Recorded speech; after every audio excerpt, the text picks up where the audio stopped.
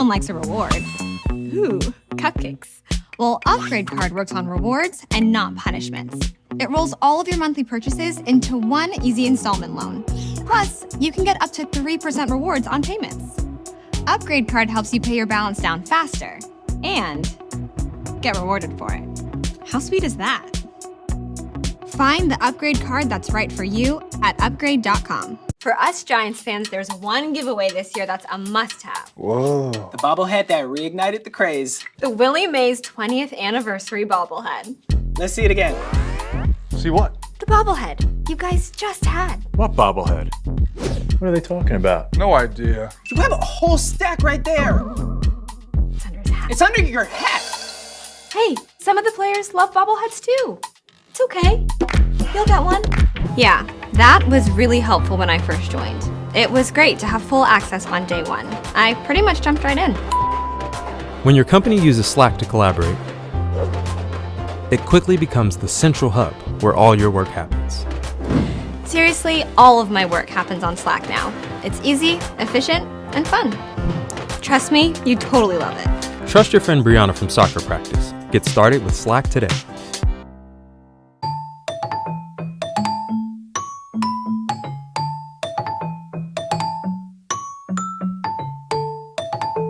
Okay, hi guys.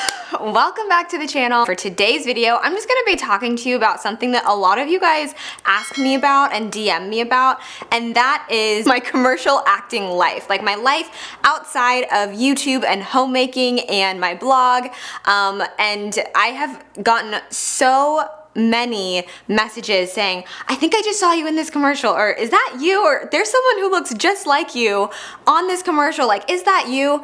And yes, it is I. I am a commercial actress in addition to being, I guess, a YouTuber. I guess I can call myself that now. We're almost at 200,000 subscribers and that feels legitimizing in some way. So yeah, in addition to being a YouTuber, I am also a commercial actress. And I, a few months ago, was on set doing a hand modeling job for Method, the hand soap. While I was just sitting and waiting on set, I was answering questions on Instagram about the entertainment industry, so I thought I would make a little video and kind of talk about my journey to becoming an actress, as well as give you guys some tips if you're interested in the entertainment industry, as I know many of you are. Okay, so first, let me just talk to you a little bit about my commercial acting journey. I did my first play when I was in kindergarten. I'll see if I can add photos, because that'll make this a lot of fun. I did my first play in kindergarten. I was in The Wizard of Oz, and I was a munchkin. And I really think I made the show. No, I was a munchkin and I just loved it. I loved it so much. I loved being on stage. I loved dressing up in the costume. Like, I thought it was so much fun. When I kind of stopped doing theater as a small child, but when I got to 3rd grade, so when I was around 9 years old, I started taking dance classes more seriously. So I had done dance lessons in kindergarten as well, up until 3rd grade. And then I decided to start, looking into it. What is that noise? How does this always happen? I started taking tap lessons, like tap classes, tap dancing, and I just had a knack for it. I had a knack for tap, and my teacher was like, you're really good at this, like considering you've never done it before. And a huge, I don't even know, some sort of construction truck outside. And she was like, you're really good at this. You have a knack for this. Like, you should really consider joining the competition team. And I was like, competition team? Like, what's that? So I started competitive dance when I was around 9 years old, and I danced all the way through elementary school, middle school, high school, college, post-college. Like, it just became my life. And so that really was kind of the beginnings of my performance career, if you will. What's he doing? He's just literally driving up and down the street. He's parked directly outside of my apartment. You know what? We will persevere. We're gonna continue on, because I cannot wait any longer. In addition to that, so I was a competitive dancer, and then in addition to that, I was also doing little community theater outside of school. So I didn't really ever get too heavily involved in the theater program at my school. I did one of the plays when I was in 8th grade. We did High School Musical, and I was cast as Gabriella. There were 3 Gabriellas for each night of the show, and I was Gabriella for one night, and it was very exciting.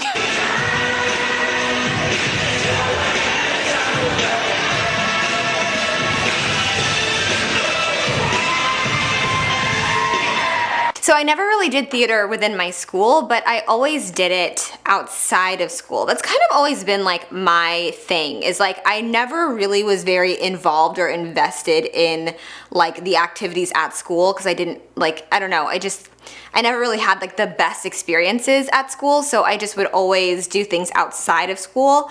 So I did theater outside of school in my community. I did community theater, which was a lot of fun. I had so much fun doing it. And then as I got to high school, I just wasn't really interested in doing theater at my high school, but I was taking acting classes outside of school. And my freshman year of high school was actually when I decided, like, I want to take this to the next level. I don't want to do high school theater. I want to be on TV. It was very dramatic as a 15-year-old. I convinced my parents that I was going to be on Disney Channel, specifically Disney Channel. And I went full force. And my mom, bless her heart, has always been so supportive of me. Like, no matter what I wanted to do, she's always been like right there with me. So she was super supportive of my goals and dreams in the situation. And she just, once I said I wanted to do that, she was like, all right, let's do it. And so she would submit me for little gigs here and there on like Craigslist, which Craigslist somehow still exists. I don't know how. But back in the day, I think it maybe was like maybe a little less suspect than it is now. And she would submit me for gigs on Craigslist, and I would get little shoots and things here and there. And one of the things that I ended up doing was taking like modeling, walking, on-camera classes with this woman in my little small town. And she really saw a lot of potential in me and took me with her group to a convention called IMTA. If you haven't heard of IMTA, I'm not surprised, right? Like, a lot of people haven't unless you're in this industry. Basically, and even a lot of people in the industry haven't heard of it. Basically, IMTA is a huge convention for models, actors, dancers, singer-songwriters, like everyone in the performing arts, to sort of not compete, but to showcase their art and their talent in front of agents and managers from all over the world. A lot of your favorite people got their start at IMTA. Ashton Kutcher, Eva Longoria, Miles Heiser, Allison Stoner, like a lot of people went to this convention and, sort of shot to superstardom. So I went to this convention when I was 15 for the first time, and I really just kind of swept the floor with the competition. I won the commercial competition, I won the dance competition, I won the monologue competition, I think. I don't remember.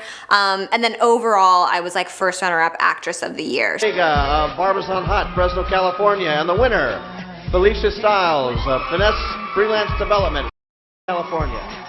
So I got a lot of attention at that conference, at that competition. Ended up getting noticed by one of the bigger agencies there. But unfortunately, they were stationed in Los Angeles. I wanted to sign with her so bad. She had signed some of the kids that I had seen on Disney Channel, and I was like, this is it, this is my moment. But unfortunately, because of my parents' jobs at the time, we were not in the position to up and move to Los Angeles, and that just was what it was. Like, there was just a lot of moving parts to our family dynamic at the time. My grandmother lived with us, and she had her whole community where we are from, and so we really just couldn't pick up and move. What ended up happening was the woman who was one of the owners of the agency in Los Angeles, who really believed in me, she gave me contact information for people in my area that she knew, and basically was like, please sign this girl. We can't sign her, but please work with her, sign her. I forgot to mention, so after the conference, after IMTA, I went down to LA and I auditioned privately for her agency, but unfortunately there was like a miscommunication because she was the owner of the agency and she really liked me and really wanted to sign me. However, the people who ran the children's division, they didn't see me at IMTA. They didn't really see me kind of kicking butt in that arena, and so they were kind of like, not really, they were not as like excited about having me on board as she was. So when I auditioned for them, they were kind of like, yeah, I don't think it's gonna work. And honestly, this is a total God moment. As I was walking out of that audition, when they basically said like, no, this isn't gonna work, the woman who I had met at IMTA was walking into the building, and I was crying, and I told her like, they don't want me, they don't think I'm good enough. And right there, as we're standing outside of this office in this talent agency in Los Angeles, she's like, I know someone in your area, give them a call, tell them I sent you, and you know, work with them, and then come back down when you're ready, you know, whatever. That is the story of how I got my first agent. So when I came back, I auditioned for her friend who runs the agency where I live, and was signed with that talent agency for like 10 years. And I transitioned from being a kid in their division into being in the kids division to in the adult division within that agency, and worked with them for 10 years. Signed with that agency, I was in the movie Bumblebee. I did Freshman Year, which many of you have seen. I don't know if it's still on Netflix, but a lot of you have seen that. I did national commercials. I did a lot of work with them, but ultimately, as I got older, there was just, you know, some butting of heads with my agents, and so I decided to jump ship and join another agency. That's the story of how I got into this. It's kind of crazy and maybe not so common, but I think it's really important for people in the entertainment industry to be honest about how they've made it, because it's just so elusive. And a lot of it, honestly, is unfortunately who you know and like nepotism.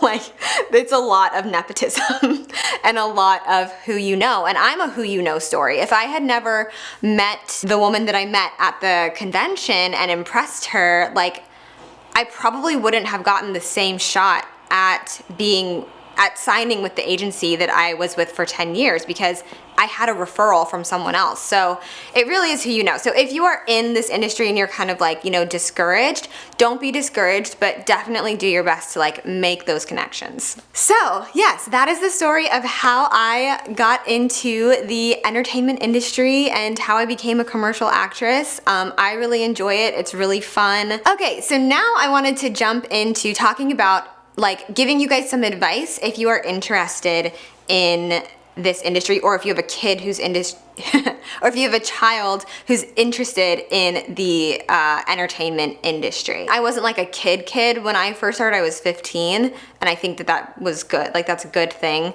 And so I can't really speak to like the experience of people who were in it as children, but I can give you the advice that I have from my personal experience. The first question that I got a lot when I did this on Instagram was, how do you get started, basically? And I'll say what I said here. If you're interested in getting started in the entertainment industry and you are not sure what to do or where to begin, start with community theater. Start with your local theater. If you're at school, start with theater at school. And the reason why I say this is because in today's world, we have a lot of people who haven't actually worked at the craft of acting, but who have shot to superstardom on YouTube or TikTok, and so they end up getting movies, and you know, they're in music videos and all of these things because they have the celebrity, but a lot of them don't have the training that they would need in order to have a long and sustained and substantial career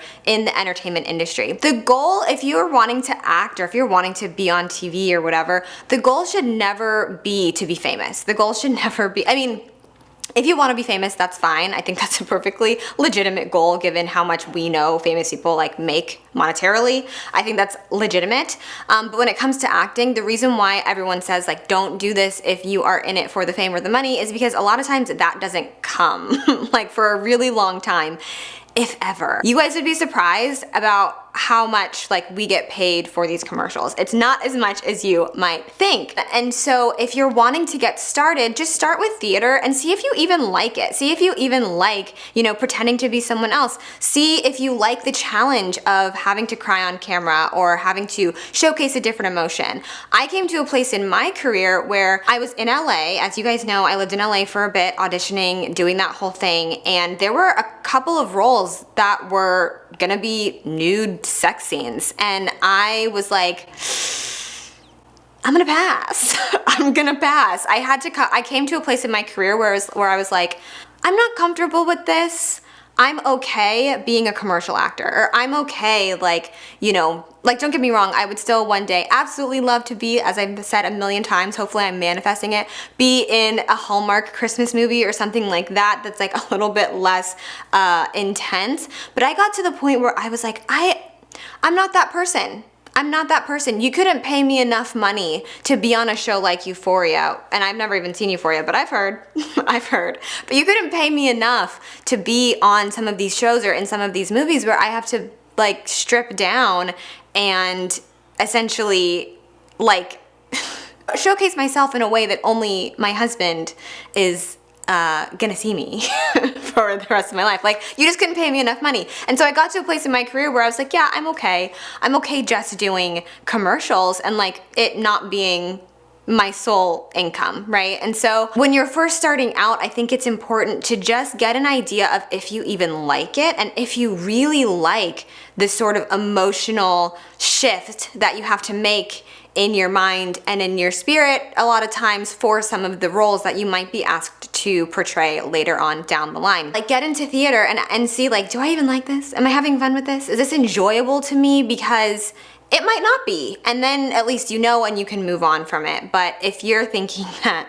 you know, you're just gonna jump in and get overnight fame, a lot of times acting is not the way to do that. You might have more luck going viral on TikTok. Okay, another question that I got asked was, do you have to take acting classes, and where can you find good casting calls? So no, you don't have to take, you don't have to do anything. You don't have to take acting classes, but I would highly, highly, highly recommend that you do, because again, it is about, like, it is a craft, it is an art form, the same way that you might not naturally be good at putting paint to a canvas, you might not naturally be good on camera. And that's like, you know, that just is the case. A lot of times people will get in front of a camera, they clam up, they get nervous, or they'll get on stage and they'll clam up, they'll get nervous and whatever. And those are all experiences to have that kind of give you a good idea about, you know, if this is for you or not. But you don't have to take acting classes, but you absolutely should. You will learn so much in those classes that you probably didn't know. And if you're not like a theater major, or if you're not in community theater, then you know, you got to be practicing somewhere, and it's not enough to practice, you know, in front of your mirror, unfortunately, or in the shower. You need to be in an environment where there are other people who can give you feedback, who can help you out, and who can ultimately make you a better actor. So yes, take classes. A good place to find casting calls. So I use a site called LA Casting. There's also SF Casting if you're in the San Francisco Bay Area. If you're not, just type into Google like casting calls in my city, and you might find a website that has casting calls for you. I know a couple years ago I was toying with the idea of moving to Portland because I really like that city. I noticed that, you know, they had a casting call website. I can almost guarantee there will be a casting call website for your specific city. You just have to look into it a little bit more. If you want something a little bit more broad, you can look into Backstage. A lot of actors use Backstage. I don't know that I've ever, I don't know that I've ever booked anything off of Backstage, but the cool thing about Backstage is that you can see casting calls from all over the country. So if you're someone who's like, I don't care, I will go anywhere for my dream, and you see something on Backstage, you see a casting call for an independent film that's filming in Kentucky, and you're like, yeah, I would go to Kentucky, Backstage is the place for you. So you can see all over the country what people are filming, and you can submit, and that is a really, really great one. I will leave links to these down below. Okay, next, I got a lot of questions about voice acting and voiceover work. So I have not done a lot of voiceover work. I don't know much about it. But what I do know is that you can find voiceover opportunities on casting websites. And if you feel like you have like a good voice for things, I personally don't feel like I do. I mean, I have auditioned for voiceover work before. I've auditioned for like quite a few Pixar movies, and I've never even made it past the first audition because I just don't think I have the voice for it. If you're interested in voice acting, you will find that as well on casting websites. A lot of times they'll just have different categories, and you can go through the categories and see what it is that you might want to do. So you can look into theater auditions, you know, theater casting calls, you know, commercial casting calls, and things like that. Don't expect when you go on a casting call, you know, website or website for casting that you're going to see opportunities for like Netflix shows or things like that. You're probably not. And the reason why is because only like some agencies get the breakdowns of the scripts and the auditions for the bigger productions. So for those, you know, for the Euphorias, for the Sweet Magnolia, I don't know. You're probably not gonna see opportunities to audition for a main role on a casting website for your local town. You will have to get signed to a talent agent who has those breakdowns and who is a theatrical agent. So there's a difference between a theatrical agent and a commercial agent. Currently, I have a commercial agent and they also act as a theatrical agent when there are theatrical projects that come up to the Bay Area. But if you're interested in more of the sort of like mainstream, like you want to be on, you know, Law and Order, you want to be on whatever, any of these shows, you're going to need a theatrical agent, and it is quite difficult to get signed to a theatrical agent. And I was signed to one when I was living in LA, and I was only signed for, I want to say maybe, I don't even know if it might have been a year and a half. Hadn't booked anything, and they dropped me. That is the reality of what happened. And I can say that, and it's okay. But yeah, they dropped me because I hadn't booked anything. So it can be very cutthroat, but if you're looking for like, oh, I wanna be, you know, I wanna be a star on this TV show, you're not gonna just find that on your casting call website. You're gonna need to find a theatrical agent for that. But yes, if you're looking for voiceover work, you will find that on your, if you do see local castings, you'll probably see that on that website. Next thing I want to talk about, no one asked me about this, but I do want to talk about it, is headshots. So when you're first starting out, people will say, you don't need a headshot, you just need a good picture of yourself. I'm not of that belief, and maybe it's because I'm a person of color and I always feel like I have to put twice as much effort in to get the recognition and to get the attention or whatever, but I was never that person. I was always like, nope, I need headshots. Like, I'm not just gonna take a picture of myself in front of a white wall. Sometimes that can work out for people, but if you want to be taken seriously, you have to take yourself seriously, in my opinion. So I would look up, you know, theatrical headshots in your area, or if you have to travel a little bit, if you have to drive maybe an hour out to get a really good headshot, then go for it. When you get your headshots, here's some tips that I wish I had known when I got my last ones done. I actually haven't updated my headshot since 2018, which is not good. But here's some tips. If you are a person of color, bring your own makeup, do your own makeup. The last time I got my headshots done, the person who did my makeup did not know how to match. Obviously, he did not read my Feminine Fancy workbook about skin tone and undertone, because he totally messed up my undertone, and I had this very strange like reddish hue to my skin in all of my pictures. My mom was really upset because we spent a lot of money on them.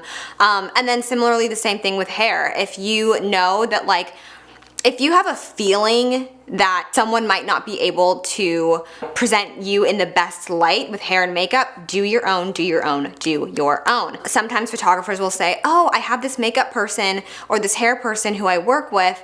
Just, if you know how to do your own hair and makeup, turn them down. Or bring your own stuff and say, hey, can you use this specific foundation? Don't be afraid to speak up when it comes to this stuff. That's what I've learned. Don't be afraid to speak up. Always say, like, this doesn't look right. I don't like the way this looks. You're the paying person. So that's one of my tips. Make sure you get a wide variety of shots, right? Like, if you're pitching yourself as a commercial actor, you kind of have to think about what you've seen on commercials. So I have headshots with my hair straight and long. I have headshots with my... Why? I have headshots with my natural hair. You want to show that you can be a variety of things. You want to show that you're like able to be pitched as a variety of things, and you know, that you are diverse in a way. Make sure you get a bunch to make sure you get a bunch of different options when you're getting your headshots done. Different outfits. Bring an outfit that has like a blazer for a more professional look. Bring an outfit that's just like... Okay, we're just gonna have to deal with that because they're literally sawing into the sidewalk. Never have seen this happen before. So, I apologize. I will speak up. we're almost done anyway, but have an outfit that is a blazer, have an outfit that's a little bit more youthful, and really identify what you can play. I typically put 18 to around 30 or 35 because sometimes I do get called for like mom roles and I'm like, you think I look like I could have a 12-year-old? Have a wide array of options when you are going in for your headshots. I'm gonna have to end the video here. If you guys want a part 2, if you have more questions about this, then please, please, please don't hesitate to comment them down below. Head over to Instagram and you can send me a message on Instagram and I will try to get back to you. Don't forget to subscribe to this channel if you haven't already. Like I said, we're so close to 200,000 subscribers and I'm so excited. Yeah, I'm gonna go because this is so crazy and infuriating. I have to leave. But thank you so much for watching today's video and I will see you guys in the next one. Bye!